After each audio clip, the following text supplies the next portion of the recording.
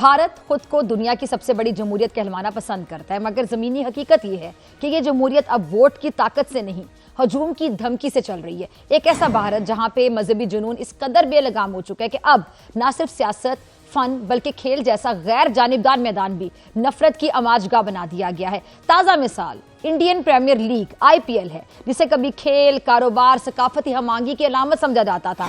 आज वही IPL हिंदू इंतहा पसंदी के शिकंजे में है, जहां गैर मुस्लिम होना, खास तौर पर पाकिस्तानी या बांग्लादेशी होना जुर्म बनता जा रहा है। कोलकाता नाइट राइडर्स की जानिब से बांग्लादेशी फास्ट बॉलर मुस्तफिजुर रहमान को टीम में शामिल करना एक खालिस्तान पेशावराना फैसला, मगर भारत में यह फैसला मजहबी अदालत में ले जाया गया, जहां ना सबूत मांगा जाता है, ना कानून देखा जाता है, सिर्फ मुसलमान और अकलियत होना काफी है। सोशल मीडिया पर वायरल होने वाली वीडियो में एक हिंदू इंतहा पसंद कारकुन खुलेआम यह ऐलान कर रहे हैं कि अगर बांग्लादेशी खिलाड़ी IPL खेलने आए तो उन्हें मारा जाएगा, और अगर शाहरुख खान ने उन्हें खिलाया तो शाहरुख खान को भी मारा जाएगा। ये महज धमकी नहीं है, ये भारतीय रियासत के माथे पर कलंक का वो टीका है जो पूरी दुनिया देख रही है। ये वही भारत है जहां एक शख्स ये फख्र से बताता है कि एक फिल्म के मामले पर संजय लीला जो भंसाली है, उसको तकरीबन 8 घंटे मारा गया था। जब माजी में मुजरिम को सजा ना मिली हो तो आज वो धमकी क्यों ना दे भाई। भारतीय क्रिकेट बोर्ड ने भी दबाव के नाम पर अपनी तंग नजरी और हिंदुत्वा सोच का मुजाहरा किया। बोर्ड ने शाहरुख खान की मिल्कियती टीम कोलकाता नाइट राइडर्स को बांग्लादेश के क्रिकेटर मुस्तफिजुर रहमान को रिलीज करने का कह दिया।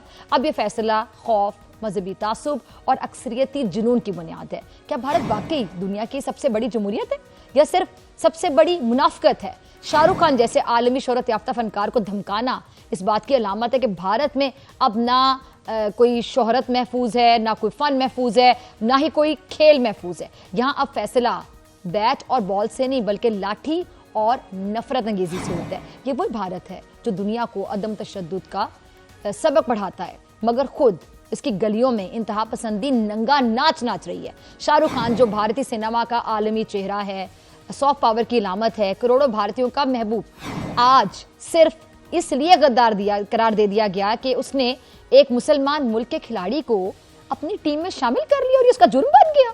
और भारतीय जनता पार्टी के रहनुमा उन्होंने क्या कहा जी कि बांग्लादेशी खिलाड़ी को टीम में शामिल करने पर शाहरुख खान को हम गद्दार करार दे रहे हैं। उन्होंने यहां तक कहा कि शाहरुख खान को भारत में रहने का हक ही हासिल नहीं है, और ये कोई पहला मौका नहीं है।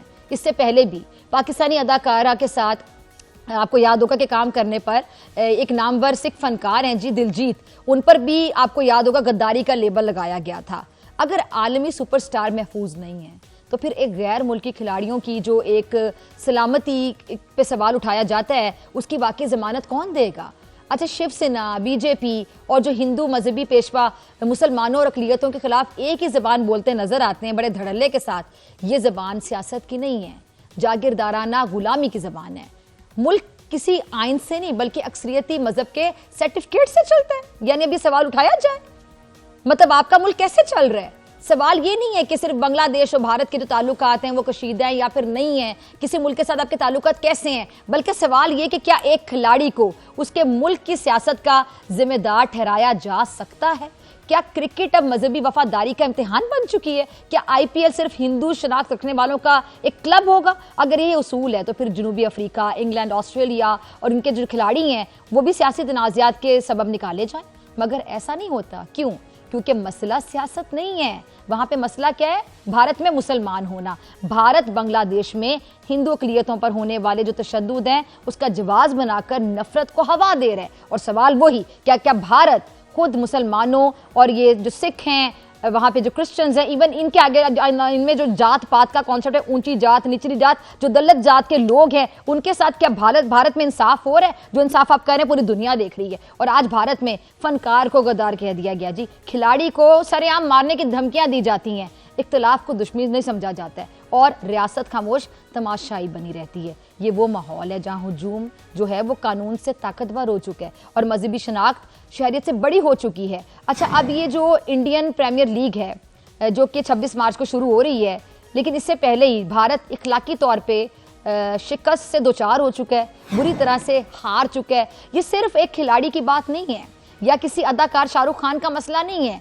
ये उस भारत का मसला है जो दुनिया को सेकुलरिज्म का दर्स देता है कि जी हम सेकुलर भारत है, सेकुलर इंडिया है। और आज खुद भारत जो है वो नफरत के दलदल में इस हद तक धंस चुका है कि इनको खुद भी समझ नहीं थी कि बाहर कैसे निकलना है। अगर भारत ने इंतहा पसंदी को नहीं रोका, अगर खेल को सियासत से आजाद ना किया, तो वो दिन दूर नहीं है जब आईपीएल भी सिर्फ इस शर्त पर खेली जाएगी कि पहले साबित करो कि तुम कौन हो, फिर खेलने की इजाजत मिलेगी।